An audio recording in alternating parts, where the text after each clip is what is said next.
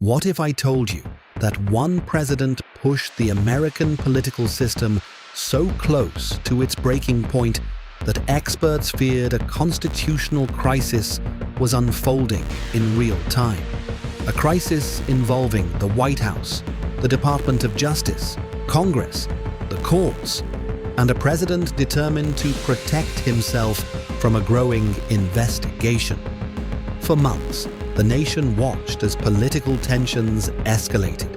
Government officials resigned, legal battles intensified, public trust collapsed, and many Americans began asking a question that had never seemed possible before. Could the President of the United States place himself above the law? The answer would shape the future of American democracy. And it all centered around one dramatic event that became known as the Saturday Night Massacre. This is the story of the president who nearly started a constitutional crisis. Before we begin, make sure to subscribe and turn on notifications for more stories about political scandals, hidden history, and the events that changed the world. To understand how America reached this moment, we need to return to the Watergate scandal. In 1972, Richard Nixon appeared politically invincible. He had won re-election by a huge margin. His administration had achieved major foreign policy victories. His political influence was enormous. To many Americans, Nixon looked untouchable. But behind the scenes, the Watergate investigation was steadily expanding. Investigators were uncovering new evidence. Journalists were publishing explosive reports. Congressional hearings were attracting national attention. And pressure on the White House was increasing by the day. As questions grew, the government appointed a special prosecutor named Archibald Cox. His job was simple: follow the evidence wherever it led, no matter how powerful the people involved might be. Soon, Cox became interested in one particular piece of evidence: the secret White House recordings. The tapes potentially contained crucial information about Watergate and the actions of senior administration officials. Cox demanded access. President Nixon refused. The confrontation quickly escalated. The special prosecutor insisted the recordings were necessary. The president insisted they would remain private. Neither side was willing to back down. As the dispute intensified, America found itself entering dangerous territory. The investigation was now directly challenging the authority of the president. Meanwhile, the president was considering extraordinary actions to stop the investigation.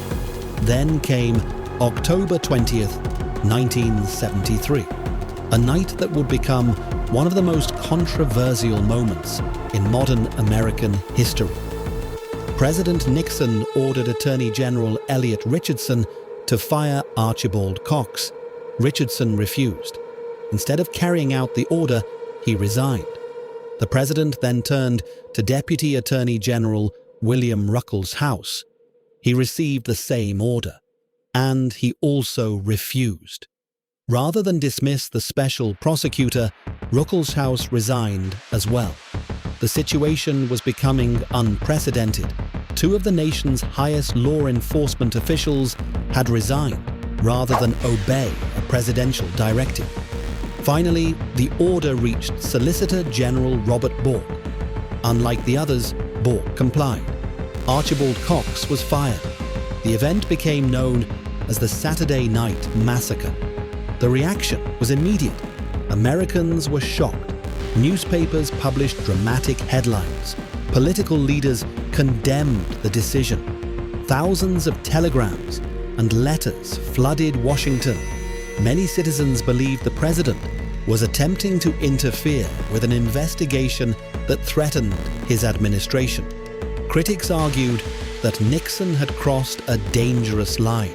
Supporters defended his authority. But one thing was undeniable. The country was now deeply divided. some legal experts began warning that America was approaching a constitutional crisis. The concern wasn't simply about Watergate anymore. It was about whether presidential power had limits. Could a president remove investigators simply because their work was politically inconvenient? Could executive authority be used to shield the White House from scrutiny? These questions struck at the heart of the American constitutional system. Public pressure intensified. Congress accelerated its investigations. Calls for impeachment grew louder. Rather than ending the scandal, the Saturday night massacre made it far worse. The White House appeared increasingly desperate. Trust continued eroding, and investigators became even more determined to uncover the truth. Eventually, the courts intervened.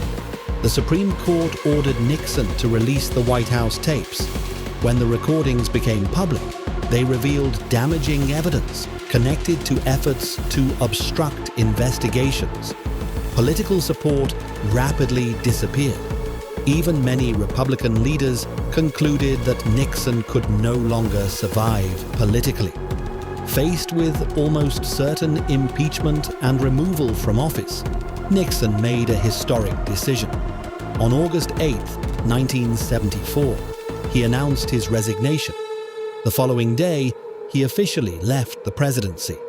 The constitutional crisis many feared had ultimately been avoided. The system had held. The courts had acted. Congress had acted. Investigators had continued their work. And even the president had been forced to accept limits on his power. The lessons of that period continue to influence American politics today. The Saturday Night Massacre remains one of the most important examples of the tension between executive authority and the rule of law.